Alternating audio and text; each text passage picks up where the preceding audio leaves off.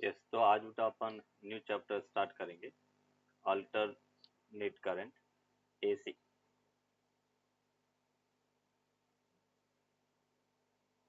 Alternating current.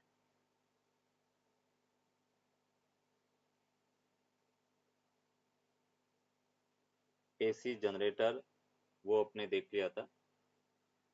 Alternating current होता क्या है उसको समझने के लिए सबसे फर्स्ट उठा इलेक्ट्रिक करंट की हम बात करेंगे कि इलेक्ट्रिक करंट कितने टाइप्स की होती है। एक करंट ऑलरेडी अपन पढ़ चुके हैं, दैट इज कॉल्ड डीसी, या हम कह सकते हैं डायरेक्ट करंट। डीसी या डायरेक्ट करंट। दूसरा हम कहेंगे एसी, अल्टरनेट करंट।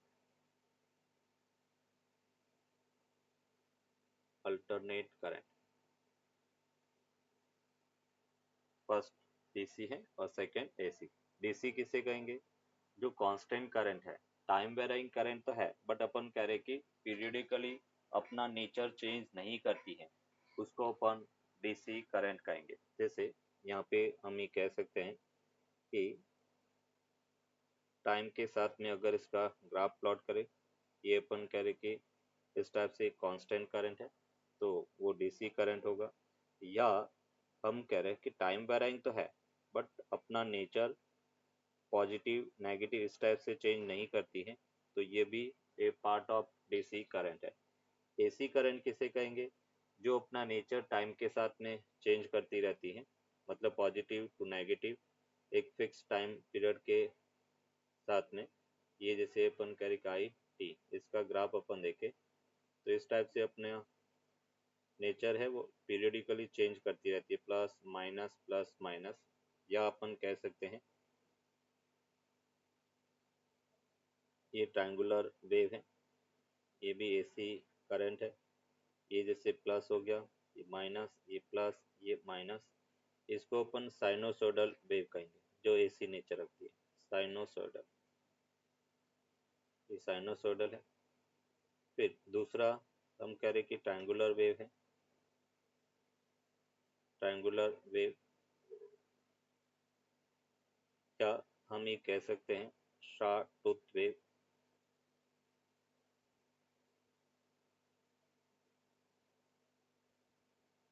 इस टाइप से जो वेव होता है उसको अपन कहेंगे Shaw tooth wave. Shaw tooth wave.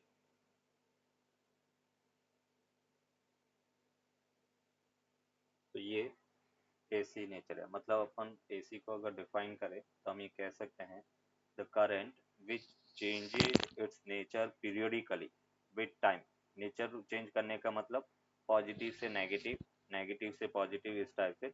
तो टाइम के साथ में वेरी कर रहा, उसको अल्टरनेट करंट नहीं कहेंगे, है ना। वो अपन कह रहे कि पीरियडिकली अपना नेचर चेंज करती रहती है, उसको अपन अल्टरनेट करंट कहेंगे। तो हम यहाँ पर डिफाइन कर सकते हैं alternate current. Alternate current that means हम कहेंगे the current, the current which changes, the current which changes its nature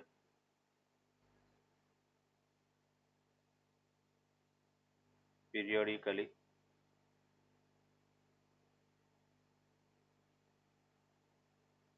is called AC या alternate current। अल्टरनेट करंट जैसे हम जो पढ़ने वाले हैं मोस्टली अपन डील करेंगे साइनोसॉइडल वेव।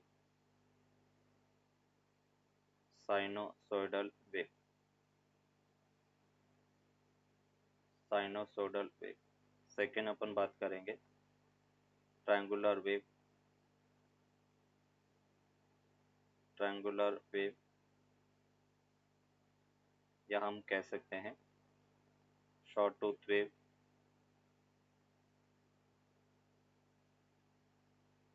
या हम कहेंगे स्क्वायर वेव। वो भी साइनोसॉइडली अपना नेचर चेंज कर सकती है स्क्वायर वेव। जैसे ये करंट है, ये टाइम एक्सिस है और इस टाइप से अपना नेचर चेंज कर रही है। इसको अपन यहाँ पे ये पॉजिटिव, ये नेगेटिव, पॉजिटिव, नेगेटिव, तो ये अल्टरनेट अपन कह रहे कि करंट है, पीरियोडिकली चेंज होना चाहिए। अगर जैसे इस टाइप से बेटा है कि जैसे हमने कहा ये ऐसे हैं और ऐसे चेंज हो रही है, तो देखो ये पीरियोडिकली नेचर तो चेंज कर रही है बट वेव पीरियोडिकली नहीं है।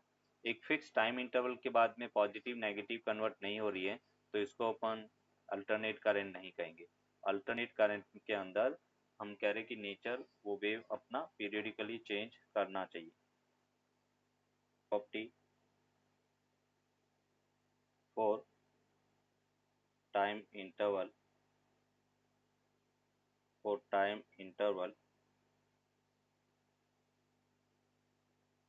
t equals to T1 to T2।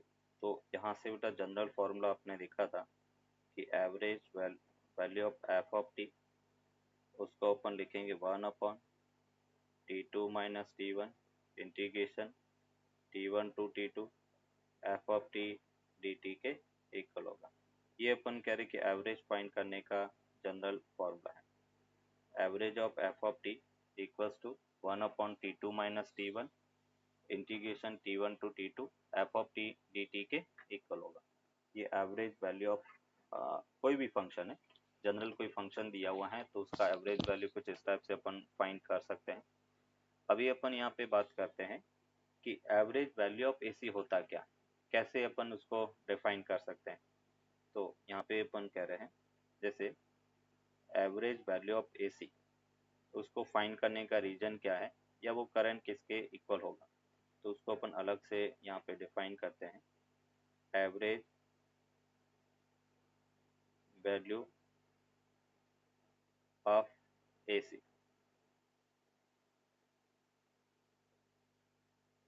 हम कहेंगे एवरेज वैल्यू ऑफ जो एसी है that equal to average value of AC is equal to that DC which produce which flows the same amount of charge in the given circuit in given time interval। Average value of AC को अपन define कर रहे हैं, average value, average value of AC is equal to that DC which flows which flows the same amount of charge, same amount of charge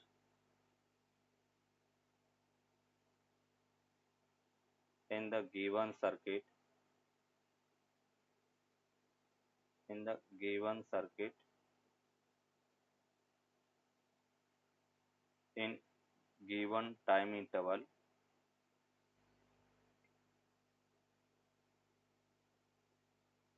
in given time interval as AC। जितना बेटा charge अपन कह रहे हैं कि AC flow करेगा उतना ही charge कितना DC current या कितना डीसी वोल्टेज फ्लो करेगा, उस डीसी सप्लाई को हम एवरेज वैल्यू ऑफ एसी कहेंगे। देखो कैसे, हमने क्या कहा, हमने कहा amount of charge DC equals to amount of charge of AC. तो अभी अपन कह रहे कि जो डीसी करंट है उसको अपन क्या लिखेंगे, आई डीसी इंटू अपन कह रहे कि सपोज टाइम पीरियड टी है और उसको हम कह सकते हैं कि आई ए सी, ये D T limit 0 to T, ये चार्ज होगा। तो यहाँ से अपन कह रहे कि जो आई ए सी है, एसी करंट है, उसी को अपन एवरेज ऑफ एसी करंट कहेंगे। और वो वैल्यू क्या मिला, 1/T limit 0 to T I A C D T के इक्वल होगा। ये अपने पास डीसी करंट या एवरेज वैल्यू ऑफ करंट है। अगर कोई करंट आई ए सी दिया हुआ है और उसका एवरेज वैल्यू फाइंड करना, तो क्या फॉर्मूला मिला, 1/T limit 0 to T I A C D T के इक्वल होगा।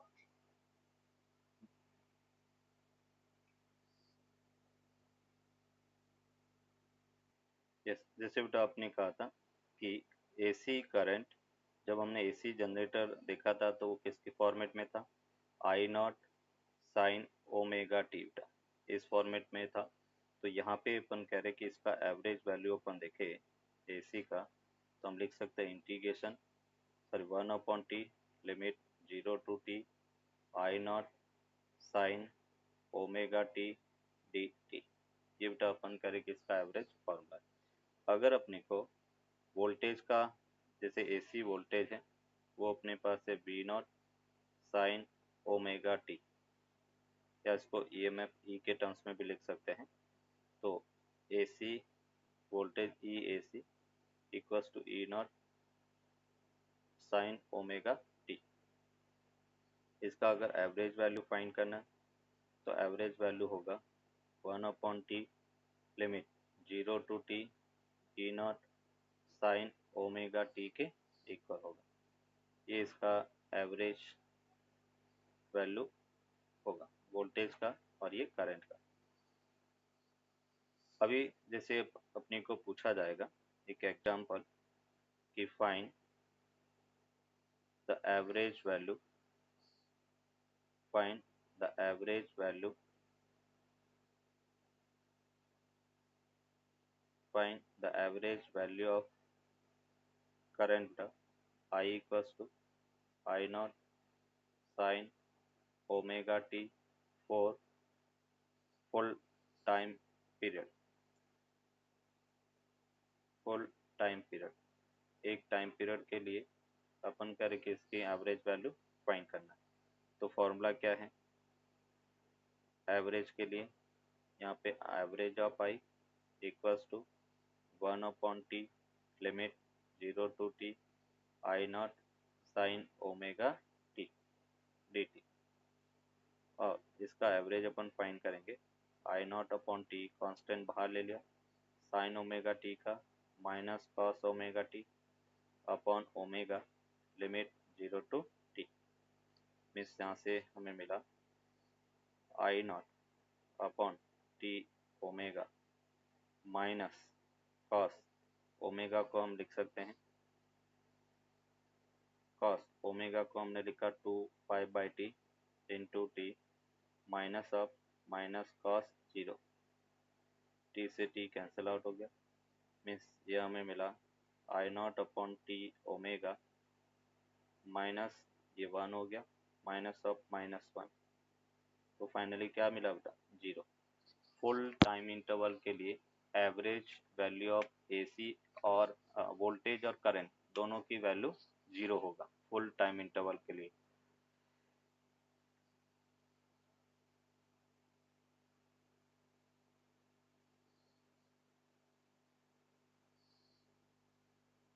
और उसका फुल टाइम इंटरवल के लिए एवरेज वैल्यू पूछा जाए, I average 1/T 0 to T I naught sine omega T D T, तो उसकी वैल्यू 0 के इक्वल होता है।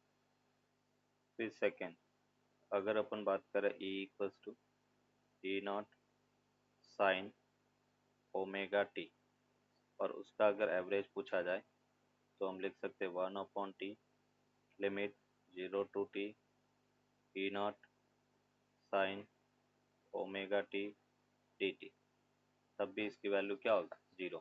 और हमें ये पता भी है बेटा कि average of sine omega T की बात करें या कॉस ओमेगा टी की बात करें, इस दोनों की एवरेज वैल्यू क्या होता है बेटा 0 होता है। एंड एवरेज ऑफ अगर साइन स्क्वायर ओमेगा टी ऐसे फंक्शन मिल रहा है या कॉस स्क्वायर ओमेगा टी है, तो इस दोनों की एवरेज वैल्यू 1/2 के इक्वल होगा। साइन स्क्वायर ओमेगा टी और कॉस स्क्वायर ओमेगा टी एक टाइम पीरियड के लिए उसकी एवरेज वैल्यू 1/2 के इक्वल होगा। Average of I 1/T/2 limit 0 to t/2 I naught sine omega T D T. Yes, fine करो, देखो बेटा क्या मिल रहा है इसमें एवरेज वैल्यू।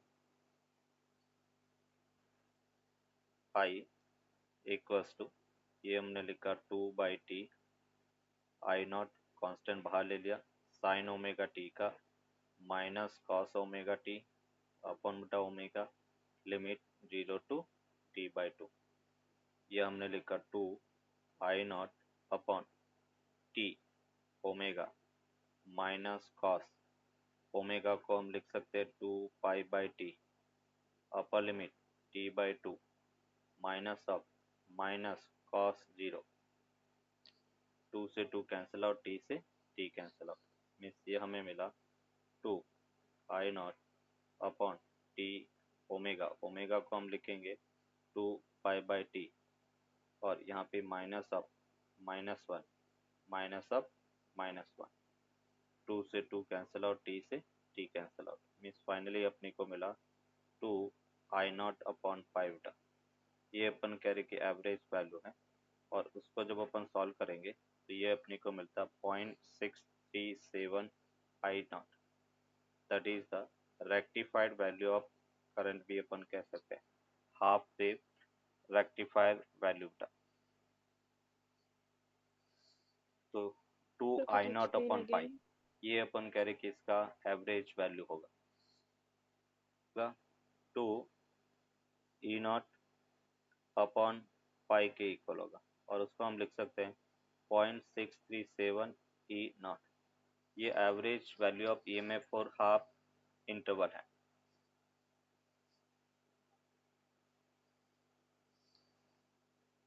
यस, एवरेज के बाद में अपन नेक्स्ट देखेंगे आरएमएस वैल्यू ऑफ करंट और voltage, RMS value of current और voltage,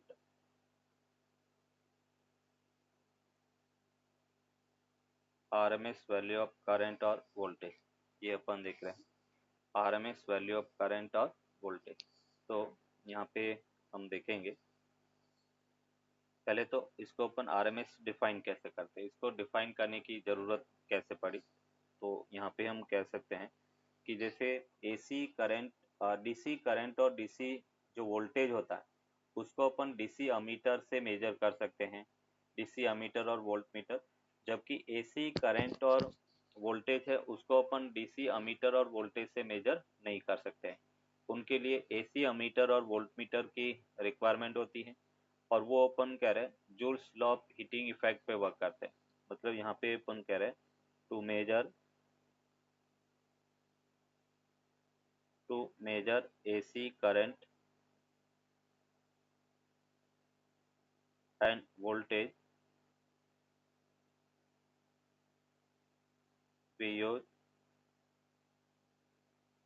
AC ammeter and voltage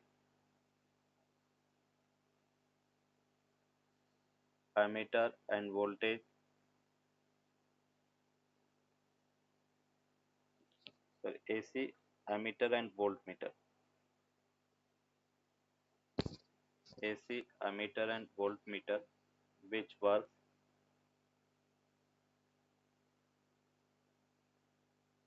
on the principle of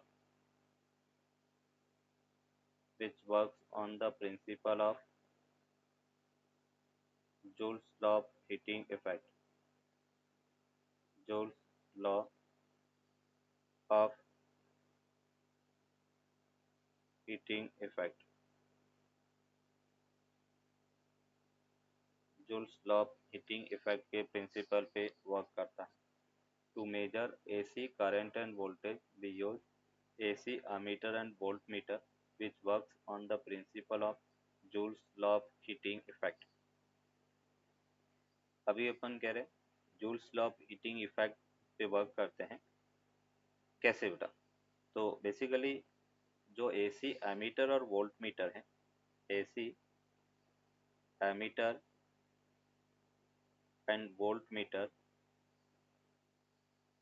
AC ammeter and voltmeter measures RMS current and voltage बेटा, RMS current and voltage, ये RMS current और voltage को major करेगा। अभी अपन कह रहे कि RMS करंट और वोल्टेज है क्या, तो पहले अपन यहाँ पे डिफाइन कर रहे हैं RMS करंट। देखो हम क्या कहेंगे, RMS current, RMS current of AC is equal to that DC current, that DC current which RMS current of AC is equal to that DC current which produce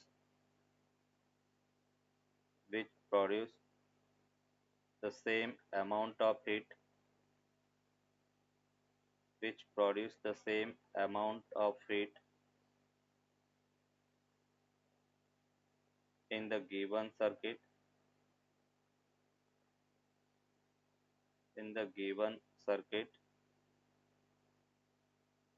for given time interval,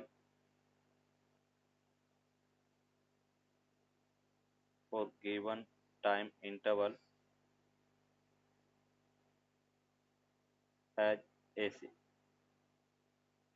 देखो क्या कह रहे हैं, RMS current of AC is equal to that DC current which produce the same amount of heat in the given circuit for given time interval as AC। जितना heat AC produce करेगा उतना ही heat DC produce करे, तो उस DC current को उस AC का RMS value कहेंगे। तो RMS value of AC current is equal to that DC current which produce the same amount of heat in given circuit for given time interval, that is called RMS current। अभी देखो कैसे इसका formula कैसे अपन define करेंगे। हमने क्या कहा, हमने कहा कि amount of heat produce by DC current equals to amount of heat produce by AC, दोनों सेम होना चाहिए। तो डीसी करंट अगर हम बात करें हीट की, तो I D square, resistance R T, equals to हम क्या लिखेंगे, ये वेरिएबल है तो इसको अपने कहा I A C square R D T, limit 0 to t। R से आर कैंसिल आउट हो गया, मीन्स जो डीसी करंट है वो हमें मिला 1/t, limit 0 to t I A C square D T, और ये रूट हो गया। और उसी डीसी करंट को हम आरएमएस वैल्यू कहेंगे, तो I RMS equals to 1/t, limit 0 to t I A C का स्क्वायर डी टी। ये बेटा आरएमएस का फॉर्मूला है। आरएमएस के अंदर हमें ये देखना है, जैसे आरएमएस इसका क्या मतलब है, रूट मीन स्क्वायर वैल्यू बेटा, R for root, M for mean और S for square, root mean square value. सबसे पहले अपने को क्या करना है, स्क्वायर, सेकेंड नंबर पर बेटा मीन, और उसके बाद में हमें क्या लेना होता है, रूट। आरएमएस वैल्यू जब भी अपन फाइंड करेंगे सबसे पहले स्क्वायर, फिर मीन, और उसके बाद में अपन रूट लेंगे। आरएमएस अगर किसी फंक्शन का फाइंड करना, जैसे अपने को गिवन है आई इक्वल्स टू, ये अपने पास I naught sine omega T, AC current given है, इसका आरएमएस फाइंड करना, तो सबसे पहले मैंने कहा स्क्वायर करना, तो I naught square sine square omega T, ये स्क्वायर कर दिया। फिर हमें मीन लेना, तो मीन के लिए 0 to t डी टी, और ये 1/t, ये मीन हो गया। फिर अपने को रूट लेना, तो ये रूट ले लिया, ये इसका आरएमएस करंट होगा। ये एज अ फॉर्मूला हो गया। सबसे पहले अपन करेंगे स्क्वायर, और ये आया कहाँ से, तो हमने अमाउंट ऑफ हीट को इक्वल किया, तो आरएमएस वैल्यू ऑफ करंट और एसी करंट और voltage is equal to that AC current और voltage, that DC current or voltage which produce the same amount of heat in given circuit for given time interval। Given time interval में same amount of heat को produce करे, उसी को उस DC current और voltage को उसका RMS value कहेंगे। अभी देखो इसकी वैल्यू कितना होता है, कैसे अपन फाइंड कर सकते हैं। जैसे एक एग्जांपल है और हमें पूछा गया है कि find the RMS value of I equals to I naught sin omega t, I equals to I naught sin omega t, इसकी आरएमएस वैल्यू अपने को फाइंड करना। तो देखो फॉर्मूला अपने पास क्या है, अभी हमने कहा कि आई आरएमएस सबसे पहले 1√1/t लिमिट 0 to t, ये हमने कहा I naught square sine square omega T D T. Solve करो बेटा, इसकी क्या वैल्यू मिलती है, क्योंकि यहाँ पे साइन स्क्वायर ओमेगा टी है, उसका अपन डायरेक्टली इंटीग्रेशन नहीं कर सकते, तो उसको अपन सिंगल पावर में चेंज किया और साइन स्क्वायर ओमेगा टी को 1 minus cos 2 omega T by 2 लिखा। अभी नेक्स्ट स्टेप में देखो, ये हमने लिखा under root I naught square 2t into T हो गया minus I naught square upon 2t 2 omega and cos 2 omega को हमने लिखा 2 pi by T into T minus cos 0, T से T cancel out, cos 4 pi वो 1 होता है, cos 0 भी 1, 1 माइनस 1 क्या होगा 0, तो और इस टी से T cancel out means finally अपने को मिला आई नॉट बाई √2। ये बेटा अपन कह रहे कि आई आर एम एस होगा, एज ए जनरल फॉर्मूला बेटा याद रखेंगे, आई नॉट बाई √2 ये अपन कह रहे कि इसकी वैल्यू होगा, जहाँ पर हम इसको ऐसा भी लिख सकते हैं कि आई आर एम एस को पिक वैल्यू अपॉन √2 होगा, peak value upon √2 as a बेटा रिजल्ट अपन याद रखेंगे। मतलब यहाँ पे अपन कह सकते हैं कि अगर नोट करके अपन लिखे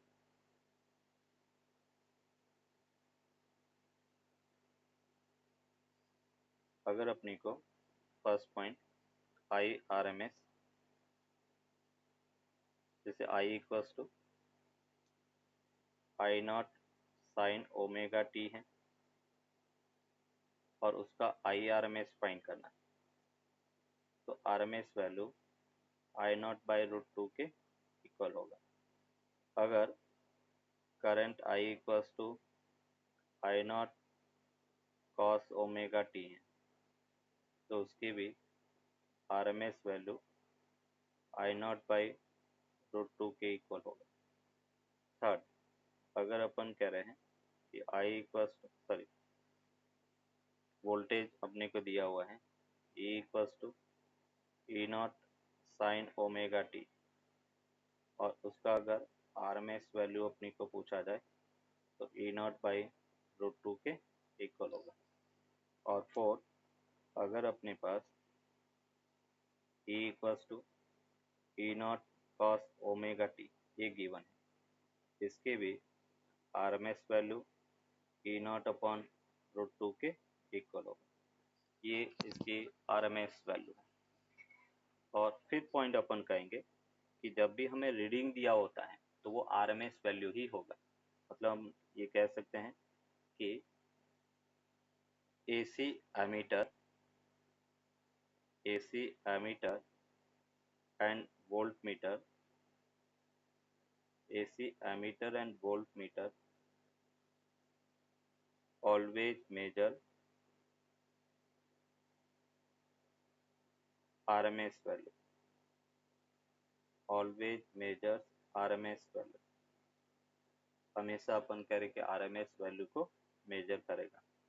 और सबसे इम्पोर्टेंट बेटा अपन कह रहे कि RMS AC 6 point AC ammeter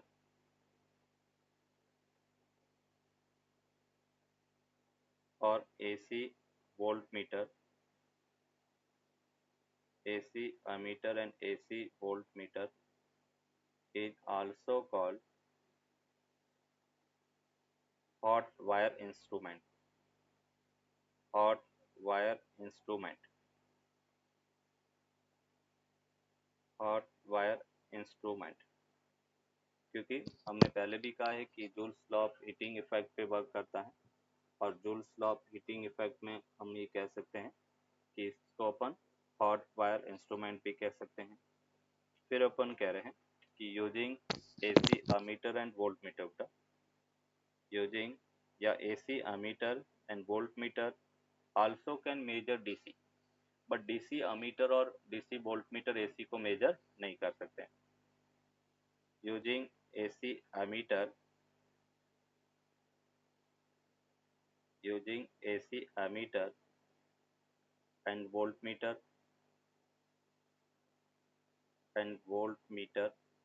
we can measure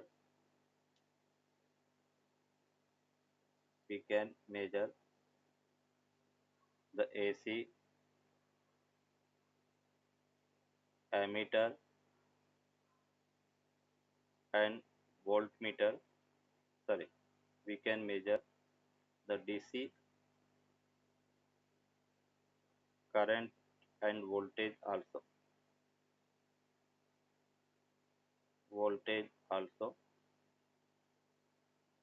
but using DC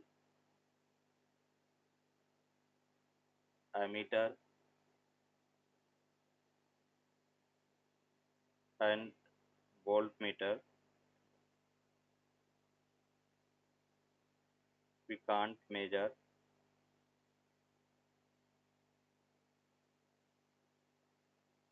AC current and voltage,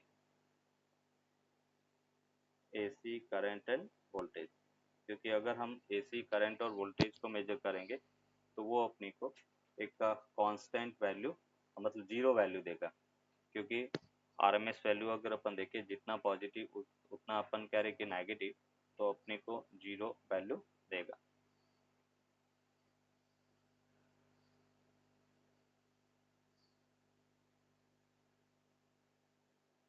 Peak voltage of an AC supply is 300 volt. What is its RMS voltage? What is its RMS voltage? A part था। B part कह रहा है if the RMS value of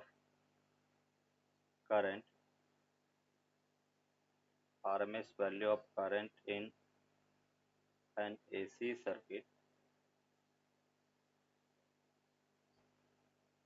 is 10 ampere, what is the peak current? What is the peak current? इसकी peak current क्या है वो अपने को फाइंड करना। यस बताओ बेटा, कैसे सॉल्व करेंगे इसको? अभी हमने डिराइव किया, उसी फॉर्मूले को यहाँ पे यूज, अपने को आरएमएस वैल्यू फाइंड करना, वी आरएमएस, और वी आरएमएस का क्या फॉर्मूला होता है? V naught by root to.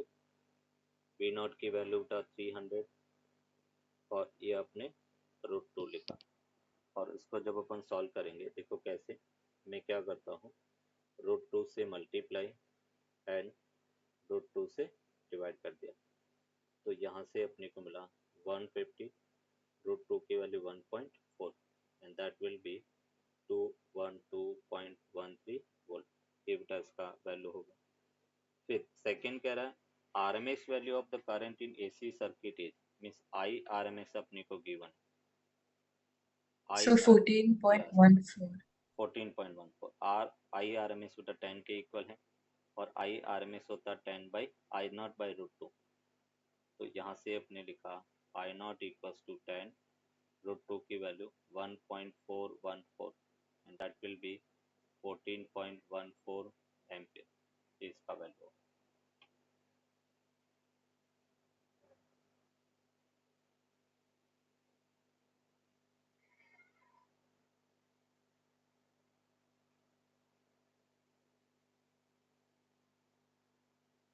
Note कर दिया?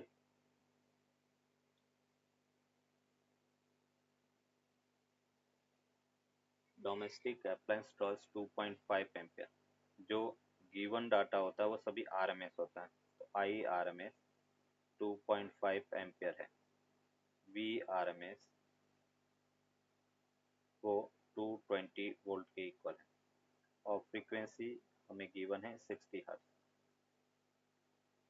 फर्स्ट अपने को पूछा गया है average current for full cycle, और एवरेज करंट है वो फुल साइकिल के लिए हमेशा क्या होती है, जीरो होती है, क्योंकि साइनोसोडल करंट और वोल्टेज अपन यूज करते हैं sign omega T cos omega T, तो उसकी वैल्यू जीरो होती है।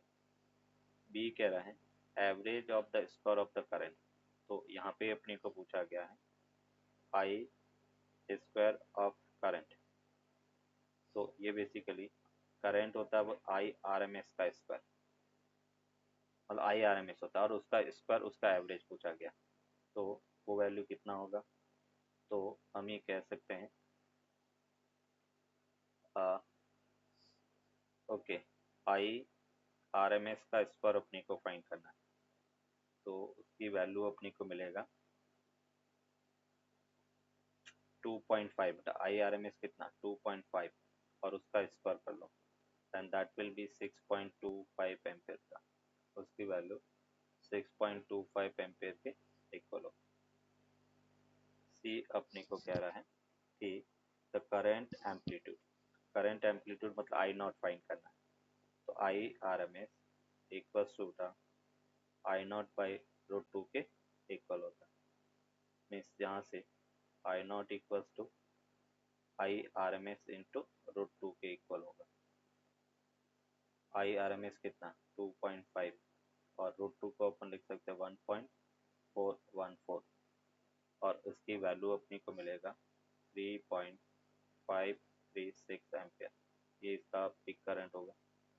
D the supply voltage amplitude, तो वी आर एम एस वो V naught upon root two के इक्वल है, हमें यहाँ पे वी नॉट चाहिए, एम्पलीट्यूड का मतलब पिक वैल्यू, और उसको अपन कह सकते हैं root two V R M S, means यहाँ से root two V R M S की वैल्यू 220, और उसको हम लिख सकते हैं 311.13 वोल्ट, ये इसका आंसर होगा।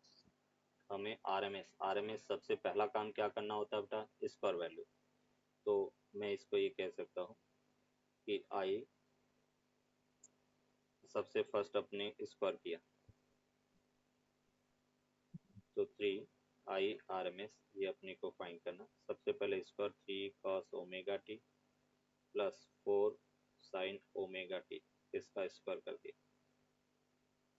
उसके बाद में हमें मीन लेना, तो 1/t limit 0 to t dt, ये मीन हो गया, और उसके बाद में रूट लेना, मीन्स यहाँ पे अपन इसको लिखेंगे 1/t लिमिट 0 to t, ये हो गया 9 cos square omega T plus 16 sin square omega T plus 4 3 जा 12 एंड 12 to the 24, तो 24 sin omega T cos omega T, और ये डी टी।